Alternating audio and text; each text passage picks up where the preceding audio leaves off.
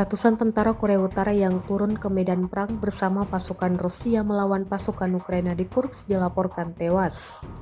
Laporan itu diungkap seorang pejabat Gedung Putih pada Rabu 18 Desember 2024. Dalam laporannya, ia menyatakan bahwa Korea Utara telah mengalami kerugian yang signifikan karena jumlah pasukan yang tewas melonjak.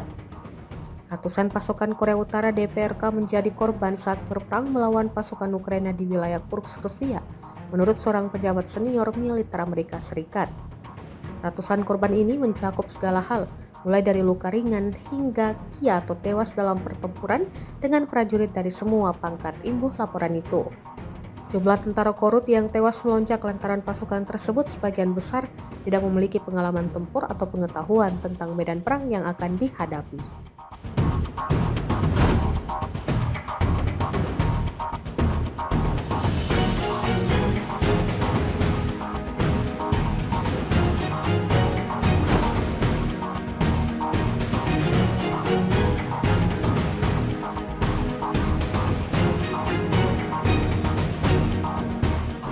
Download Tribun X sekarang, menghadirkan lokal menjadi Indonesia.